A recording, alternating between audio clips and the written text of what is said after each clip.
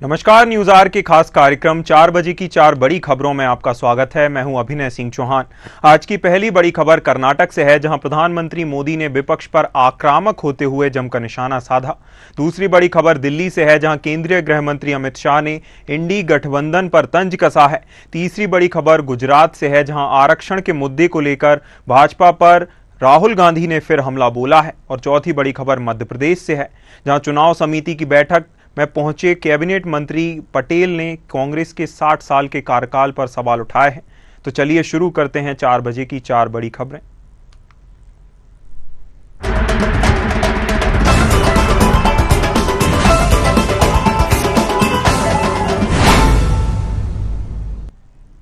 लोकसभा चुनाव के प्रत्येक चरण के संपन्न होने के बाद प्रधानमंत्री नरेंद्र मोदी विपक्ष पर और आक्रामक होते जा रहे हैं, जहां उन्होंने कर्नाटक के बागलकोट से कांग्रेस को फिर आड़े हाथों लिया है। उन्होंने कहा कि कांग्रेस पार्टी ने कर्नाटक को अपनी लूट का एटीएम बना लिया है और उतने कम समय में इन लोगों ने कर्नाटक का सरकारी खजाना खाली कर दिया है। उन्होंने राहुल गांधी पर तंज कसते हुए कहा कि ये लोग एक झटके में गरीबी हटाने का दावा करते हैं, लेकिन इनकी सरकार 60 साल रही है। इनकी कई पीढ़ियों का काम गवाह है कि वंचित वर्ग के लिए इनकी मानसिकता क्या कह रही है।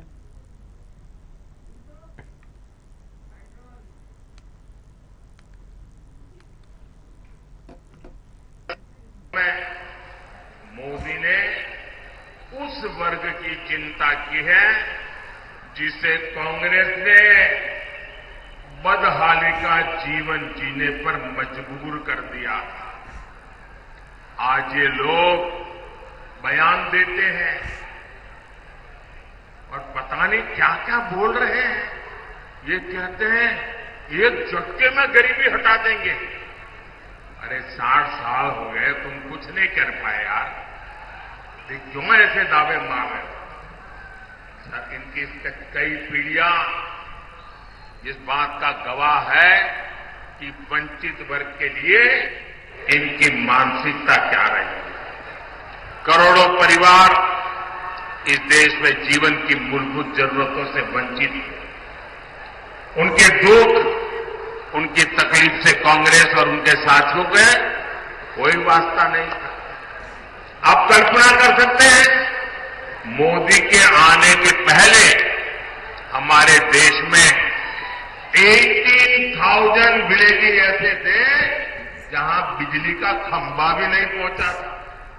18,000 गांव।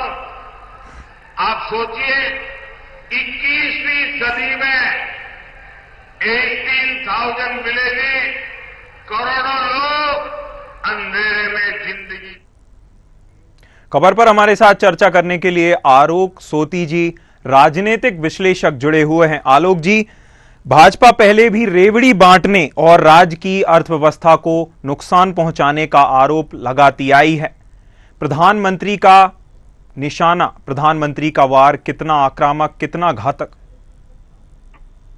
देखिए, बिल्कुल आप ठीक कह रहे हैं कि जिस तरीके से आपने देखा था विधानसभा के चुनाव में, जिस तरीके की कांग्रेस ने रेवड़ी बांटी थी, उसका फायदा भी हुआ था, लेकिन उसको पूरा करने के लिए उनके पास पर्याप्त बजट नहीं था।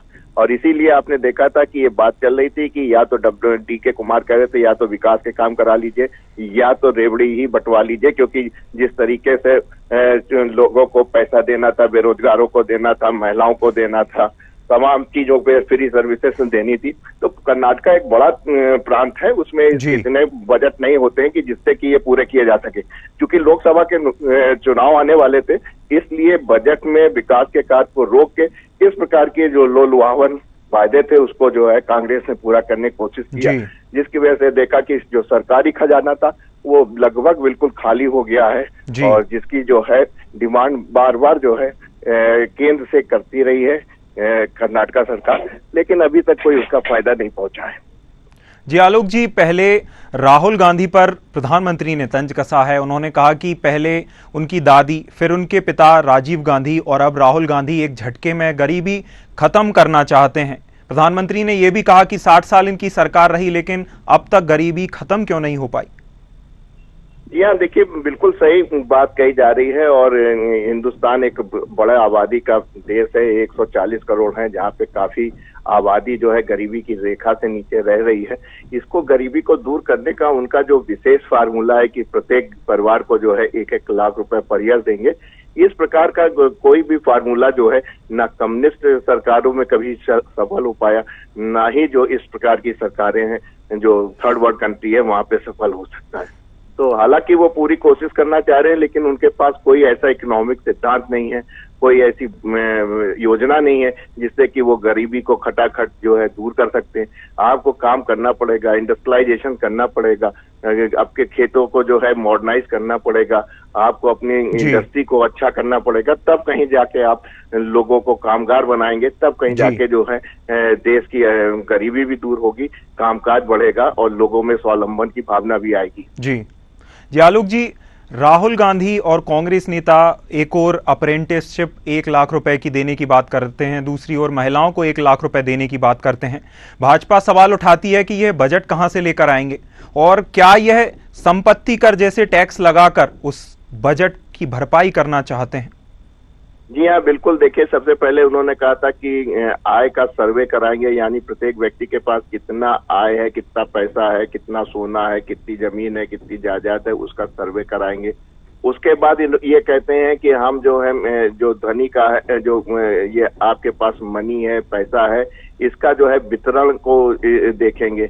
और उसके बाद सैम पिट्रोदा साहब बिल्कुल इसी श्रृंखला में एक कदम आगे बढ़ते हैं और उन्होंने एक कुचल्ला चौड़ा वेल्थ टैक्स का, जो कि अमेरिका में होता है कि वहां पे व्यक्ति जब खत्म हो जाता है तो 55% उसकी वेल्थ जो है सरकार लेती है और 45% जो है मात्र उसके परिवार को मिलता है।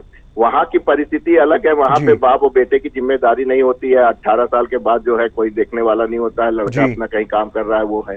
यहाँ पे बेटे को के सामने पूरे बाप की जिम्मेदारी होती है, बुढ़ापे में उसका साथ देना है, उसकी जो है अगर मान लीजिए आय नहीं है तो भी ध्यान देना। तो यहाँ का जो क्लोज जो सर्कमस्टेंसेस है वो राहुल जी नहीं समझते हैं। राहुल जी बहुत बड़े आदमी हैं, उन्होंने कभी गरीबी देखी नहीं है, इसलिए वो इन सब बातों से दूर हैं, लेकिन इस प्रकार की बातें हिंदुस्तान में संभव नहीं है। जी आलोक जी, बहुत धन्यवाद आपका अहम जानकारी के लिए, हमारे साथ जुड़ने के लिए। रुक करते हैं, अगली खबर की ओर बढ़ते हैं। लोकसभा चुनाव के राजनीतिक रण में समस्त दल अपने दांव पेंच आजमाकर अन्य दलों से बढ़त बनाना चाहते हैं। ऐसे में गठबंधन के 5 साल में 5 अलग अलग प्रधानमंत्री बनाने की खबरों पर केंद्रीय गृह मंत्री ने गंभीर चिंता जताई है। उन्होंने कहा कि देश ने 3 दशक तक अस्थिरता की कीमत चुकाई है। जहां 3 दशक तक अस्थिर सरकार चली, निर्बल प्रधानमंत्री बने। उन्होंने कहा कि देश कोई परचून की दुकान नहीं है। देश की जनता ये जरूर सोचे कि अगर इंडी गठबंधन को बहुमत मिलता है तो प्रधानमंत्री कौन बनेगा। वहीं अमित शाह ने कहा कि मोदी को पीएम बनाने का फल हमने देखा है। देश सुरक्षित हुआ है, दुनिया में भारत का सम्मान बढ़ा है और देश की जनता तीसरी बार उन्हें ही चुनेगी। क्या जरा जोर, भाई और बहनों, मैं आज यहां आया हूं तब जंजारपुर की इस विशाल सभा से देश भर के मतदाताओं को आज मैं पूछने आया हूं। ऐसा होने वाला नहीं है। मोदी जी का जीतना निश्चित है, मगर स्वप्न में भी सोच लो, ये घमंडिया गठबंधन, ये इंडी अलायंस अगर जीतता है तो देश का प्रधानमंत्री कौन बनेगा? इनके पास कोई नेता है क्या? जरा जोर से बोलो, है? मुझे बताओ, ये लालू यादव जी को देश का प्रधानमंत्री बना सकते हैं क्या? स्टालिन जी देश संभाल सकते हैं क्या? ममता बनर्जी संभाल सकती है क्या? ये राहुल बाबा के बारे में दूर दूर से भी सोच सकते हैं क्या? झंझारपुर वालों, अगर भगवान न करे इनमें से इंडिया अलायंस की सरकार आई तो इन्होंने कहा था 1-1 साल हम। खबर पर हमारे साथ चर्चा करने के लिए एएल द्विवेदी वरिष्ठ पत्रकार जुड़े हुए हैं। एएल जी, केंद्रीय गृह मंत्री अमित शाह ने जनता के सामने सवाल भी रखा और विपक्ष पर साथ ही साथ निशाना भी साधा कि अगर 5 साल में अलग अलग 5 प्रधानमंत्री बने तो यह देश के लिए कितना घातक हो सकता है।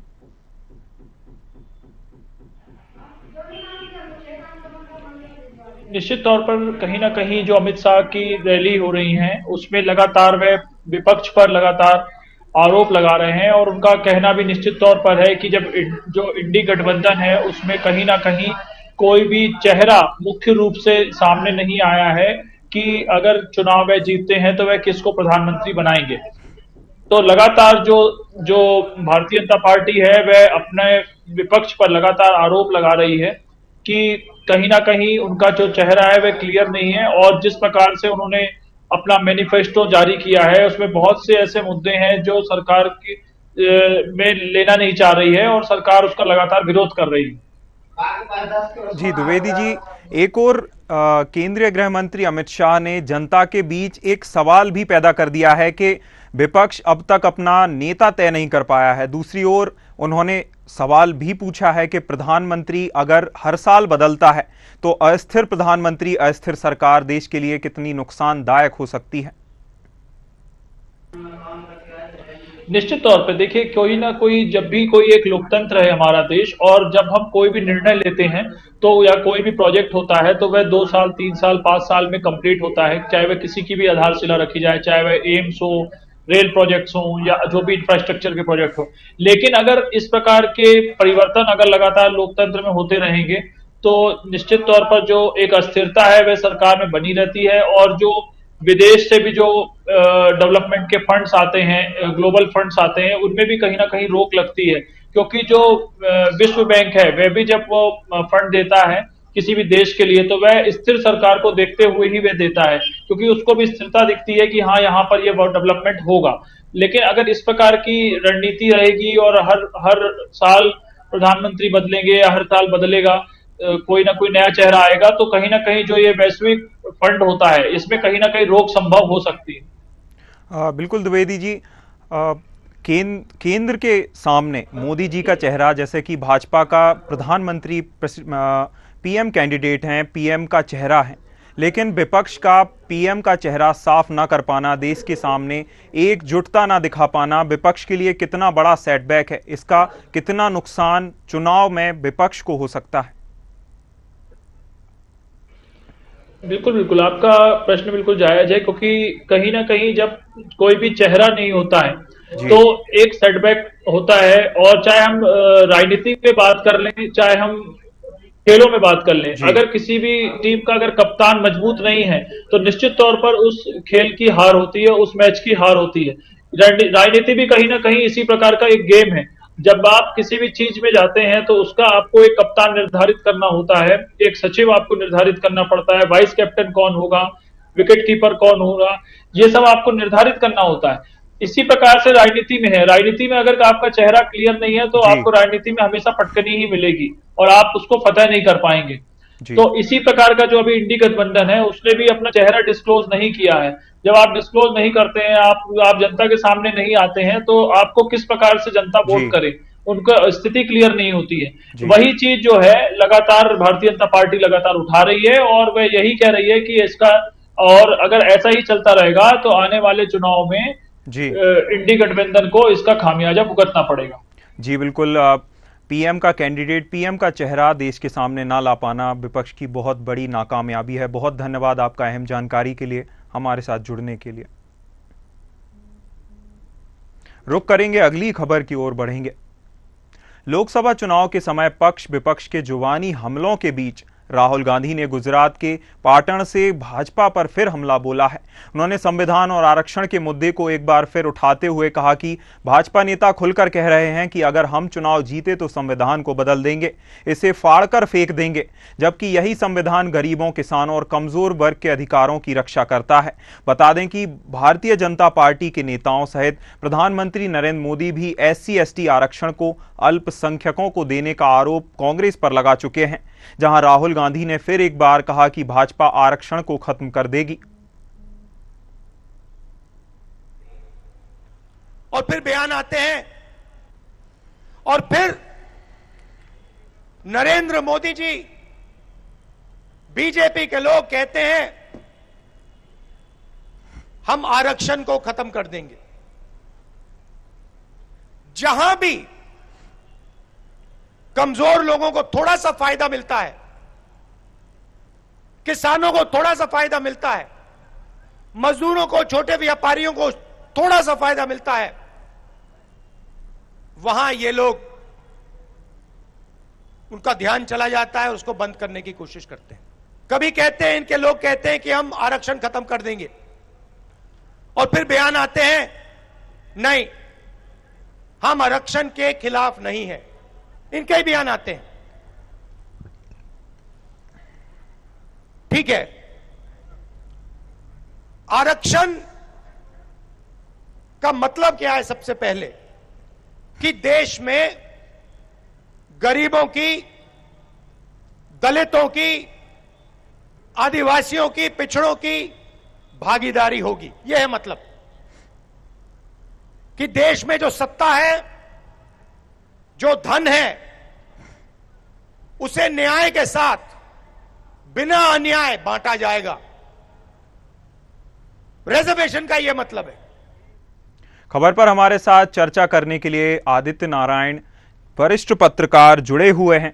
आदित्य जी, एक ओर कांग्रेस कह रही है कि भाजपा आरक्षण खत्म कर देगी, दूसरी ओर भाजपा कह रही है कि कांग्रेस अगर सत्ता में आई, इंडी गठबंधन अगर सत्ता में आया, तो वह एससी, एसटी और पिछड़ा वर्ग का आरक्षण छीनकर अल्पसंख्यकों को दे देगी। कौन अपने मुद्दों को, कौन अपनी बातों को जनता के बीच स्पष्ट रूप से रख पाया है? देखिए, मेरा मानना यह है जी कि जिस तरीके से ये जो एक दूसरे की बातों का जिक्र अपने भाषण में कर रहे हैं जी, उसमें सीधी सीधी उस बात से ये सिद्ध होता है कि अपने स्वयं के मुद्दे तो कोई भी सामने नहीं लाना चाहता जी क्योंकि किसी के पास में भी सक्षम मुद्दे नहीं है। जी जो जनता के हित के मुद्दे हैं, जी जैसे रोजगार है या जो जी। और दूसरे जो इंफ्रास्ट्रक्चर डेवलपमेंट है, ये तो खैर भाजपा अपने आप में कर रही है, इसके लिए बहुत कुछ उसके पास कहने को है, जी पर वो उसको भी नहीं कह पा रहे। कांग्रेस अपने मुद्दे नहीं कह रही है, भाजपा के मुद्दों का नाम ले रही है, जी और भारतीय जनता पार्टी कांग्रेस के मुद्दों का नाम ले रही है। जी तो अपनी लाइन लंबी करने की जगह दूसरे की लाइन छोटी करने की कोशिश जी। जिस तरीके से चल रही है, ये दोनों ही पार्टियों के लिए जो है कोई अच्छी बात नहीं है और जनता के लिए भी अच्छी बात नहीं है। जी यदि राहुल गांधी अपनी जो संपत्तियों के वितरण की बात है जी उसको ताल ठोक कर कह पाते, जी तो निश्चित तौर पर यदि मुस्लिम समुदाय भी यदि उसमें शामिल है जी तो भी हिंदू समुदाय 80% से ज्यादा है, और यदि परिसंपत्तियों का वितरण होता है जी तो निश्चित तौर पर हिंदू समुदाय को ही ज्यादा लाभ मिलना है। जी लेकिन हम सब जानते हैं शहरों में ये स्थिति है, एक परिवार के पास में 10 घर हैं जी और बाकी 9 परिवार के पास कोई घर नहीं है। जी जिस परिवार में 3 सदस्य है उसके पास भी 10 घर है। तो इस तरीके से एक तो महंगाई बढ़ी, दूसरे उपलब्धता कम हुई। जी तो इस तरीके से जो इनकी कांग्रेस की अपनी जो बातें थी उन बातों को वो ताल ठोक कर नहीं कह पाए। जी। यदि वो उस बात को ताल ठोक कर कहते तो मुझे लगता है कि निश्चित तौर पर बहुत ज्यादा दूरगामी असर पड़ता। जी तो मेरा इस मानना यह है कि अपने मुद्दों को सामने लाने की कोशिश करना चाहिए, अपने मुद्दों पर फोकस करना चाहिए। जी दूसरों के मुद्दों का खंडन कब तक करते रहेंगे? जी बिल्कुल आदित्य जी, जी भाजपा तो अपने माफ कीजिएगा, कांग्रेस तो अपने मैनिफेस्टो को लेकर, अपने विचारों को लेकर आगे बढ़ ही रही है, लेकिन पहले चरण से पहले हम देख रहे थे कि भाजपा अपने इंफ्रास्ट्रक्चर डेवलपमेंट और अपनी योजनाओं को पहले ज्यादा हाईलाइट कर रही थी, लेकिन पहले चरण के बाद से आरक्षण और संविधान के मुद्दों को लेकर भाजपा ज्यादा आक्रामक हो गई है, पीएम मोदी आक्रामक हो गए हैं। क्या जनता से पहले चरण में उस तरह का रिस्पॉन्स नहीं मिला? क्या कारण रहा?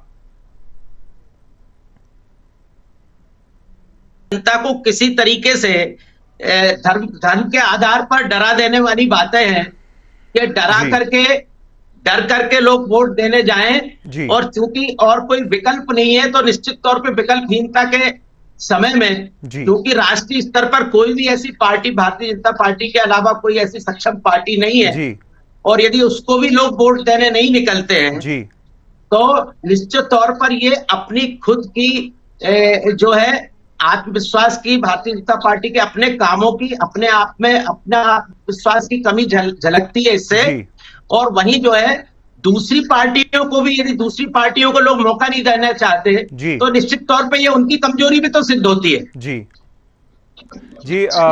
एक और जहां भाजपा ये कहती है कि हमें अगर आरक्षण खत्म करना होता तो 10 साल हमारी मेजॉरिटी थी, हम आरक्षण खत्म कर चुके होते। दूसरी ओर भाजपा कांग्रेस पर निशाना साधती है। 2006 से लेकर 2009 तक का कर्नाटक का उनके सामने उदाहरण पेश करती है कि कांग्रेस SC ST का और पिछड़ा वर्ग का आरक्षण अल्पसंख्यकों को देना चाहती है। बिल्कुल, पिछड़ा वर्ग का आरक्षण यदि आर्थिक आधार पर पिछड़ा माना जाएगा जी, तो इसमें धर्म को पीछे रखना पड़ेगा। और यही वैज्ञानिक तथ्य है जी। तो इस वैज्ञानिक सोच के ऊपर यदि भारतीय जनता पार्टी का धर्म का कार्ड चलता है तो निश्चित तौर पर वो चलाने की कोशिश करेंगे। इसमें कोई दो मत नहीं है कि जिस आज की परिस्थिति ऐसी बनी, जिस भी आधार पर जैसे भी वोट मिल सकते हो वो वोट लेना चाहेंगे। सभी पार्टियों का कमोवेश यही रवैया है जी बिल्कुल। सभी प्रयास करके एड़ी चोटी का जोर लगाकर साम दाम दंड भेद का प्रयोग कर आप अपने पाले में वोटों को जनता को करना चाहते हैं। बहुत धन्यवाद आदित्य जी आपका हमारे साथ जुड़ने के लिए, हमारे साथ चर्चा करने के लिए। रुक करेंगे, अगली खबर की ओर बढ़ेंगे। लोकसभा चुनाव के समय राजनीतिक दल अलग अलग मुद्दों के माध्यम से जनता को अपने पक्ष में करने में लगे हुए हैं। जहां सागर संसदीय क्षेत्र से भाजपा प्रत्याशी डॉक्टर लता वानखेड़े के पक्ष में कैबिनेट मंत्री प्रहलाद पटेल चुनाव प्रबंधन समिति की बैठक में शामिल हुए। कैबिनेट मंत्री ने कहा कि कांग्रेस ने 60 वर्ष तक शासन किया लेकिन कभी पिछड़ा वर्ग की चिंता नहीं की और ना ही 60 वर्षों में पिछड़ा वर्ग कमीशन बनाया। वहीं मंत्री प्रहलाद सिंह ने कहा कि कांग्रेस जातिगत जनगणना के नाम पर समाज को बांटने का काम कर रही है।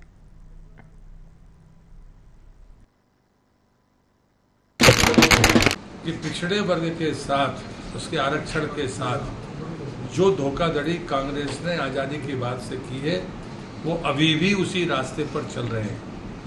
ये मनसा भी आम पिछड़ी जाति के व्यक्ति को समझ लेना चाहिए और तब कहीं जाकर आपका साथ न्याय होगा। और उसका सबसे बढ़िया उदाहरण है कि आज़ादी के 55 साल कांग्रेस के राज्य करने के बाद भी पिछड़ा वर्ग कमीशन नहीं बना और उसको संवैधानिक मान्यता नहीं मिली। राहुल गांधी राज्य मनमर्जी करते रहे, तो संविधान का मजाक उड़ाने का काम कांग्रेस कर रही है। राहुल गांधी का कहना अगर हम सत्ता में आएंगे तो जातिगत जनगणना करेंगे। मुझे लगता है कि ये समाज को बांटने की कोशिश कांग्रेस करती रही है, जो उसी का एक और